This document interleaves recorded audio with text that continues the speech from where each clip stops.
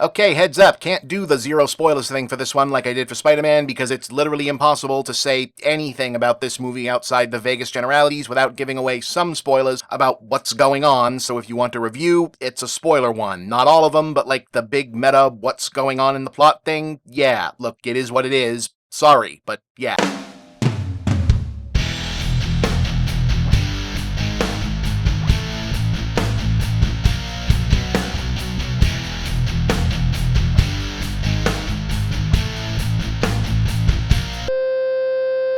Hot on the heels of Spider-Man No Way Home, maybe, possibly, hopefully, putting an early high mark on the millennial trend of revisiting Generation X legacy franchises with orgies of nostalgia porn of varying quality by attempting to sequel not only one but three different iterations of its own brand. Who here likes nostalgia? Oh, that was great, man! I feel like I'm 10 again! Everything I loved as a kid and hated as a teenager, I love as an adult! It's actually refreshing to see something like Matrix Resurrections, a reboot as sequel as self-tribute exercise more in the vein of The Force Awakens than anything else, deftly avoid the question of whether or not it's possible to top or revive the out-of-nowhere game-changing impact of the original Matrix from 1999 by simply not even trying to, like, not even a little bit. A revival of classic spectacle blockbusters arriving in a new era of the same, but also completely different. It's content to live comfortably at its own mid-tier, might as well still be the early 2000s pace, do its own thing, and hedge its bets that being true to the music, if not all the same notes, will work better than trying to outdo whatever the current trend of blockbuster actually means. Now, does that actually work?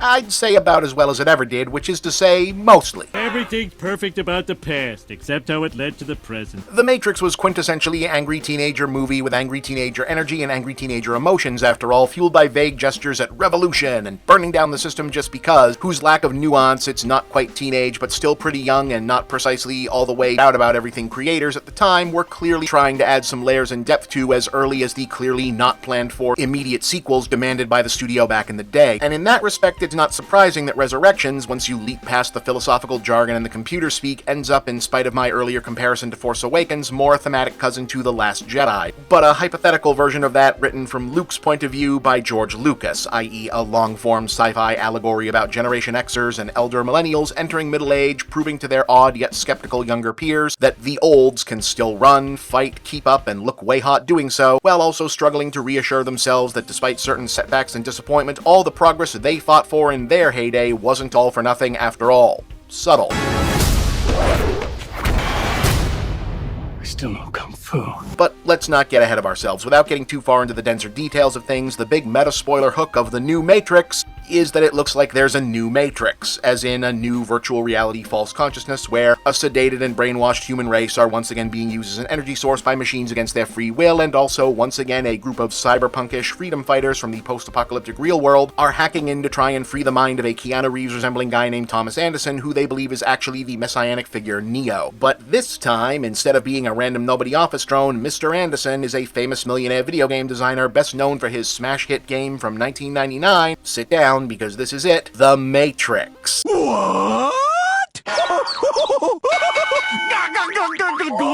Which just happens to exactly resemble the Matrix movie from 1999, and which he is presently living through an existential crisis about because he and his team are being forced to finally produce a sequel he swore he'd never make by Warner Brothers Interactive. Get it? In other words, whoever the architect, literally or figuratively, since, yeah, of the new Matrix is, the legend of Neo and/or the one defeating the original Matrix seems to have been recuperated by the system, get it, and incorporated into the false consciousness mass mind control of the new Matrix. Get it? Okay, as jumping off points go, that's pretty bold, even in an era when meta is starting to become just standard operating procedure for big movies. Helpfully, Resurrection's second most meta conceit is that it's deliberately structured as a kind of 2020 speedrun of the entire original trilogy compacted into one movie, which means about 80% of these double-meaning jokes about remaking The Matrix get blown through in Act 1, i.e. a meta remake of the first movie, en route to the remakes of Reloaded and Revolutions in the second and third act, wherein the franchise gives itself a new-over, do-over on a couple of beats and characters that have come in for criticism over the years, but mainly center on the big central metaphor of inevitably Neo as avatar of Gen X facing middle age and wondering where it all went wrong, and yes, it's exactly not that subtle. The arc here is Old Man Neo, and while one wouldn't be able to avoid noticing the obvious connections to writer-director Lana Wachowski's own creative history without the winking meta-humor of Act 1, it's also impossible to miss how bluntly it feels tracked to the culturally perceived emotional arc of an audience demographic that was revved up and revolutionary at the turn of the millennium when The Matrix was one of its defining cultural touchstones, genuinely genuinely felt like the good guys had won and things were progressing on the right trajectory right about, here, and then got shocked awake by something and had spent the last few years now going, what the hell, this came back, we have to fight this all over again, what was that all for? I mean, look, if you want your allegories subtle or not delivered with scattershot, occasionally clumsy brute force impact, don't watch Wachowski productions. Resurrections is as narrative work about where the Matrix has always been, kind of all over the place, much more competent in how it looks while doing it than whatever it's trying to do as storytelling and message delivery service, but what's different this time is that the aching, whimsical sincerity that's informed the filmmaker's later productions is right up front and incorporated into all the punch and vigor, rather than being subsumed under layers of too cool for the room obfuscation, even if we are still basically watching a cyberpunk prison break martial arts heist movie, mixed in with philosophical musings about growing old and whether or not that means anything. And even in a review with spoilers, it would feel unfair to give away what the actual goals and stakes are this time, i.e. why Neo is back in the first place, but it fits neatly into why this is a tighter, leaner feature this time and the broader heart space versus head space narrative going on. What I will say is that while I'm not sure everyone will get on board or have time for what turns out to be a feature-length therapeutic exercise for middle-aging elders of the Matrix generation in multiple senses of the term, in need of reassurance that whatever forward progress they made for themselves or otherwise wasn't all for nothing, that winning isn't linear, that the enemy regrouping doesn't mean you failed, that what you did mattered, and that it and you still can and do, to me it feels like a worthy theme to build this kind of sequel around, and Reeves' performance really makes it hit home when it needs to. For an actor so famous for being eternally youthful looking, it's strikingly appropriate that this is the second time in as many years he's managed to induce genuine heartache by returning to an iconic character and simply admitting that he's,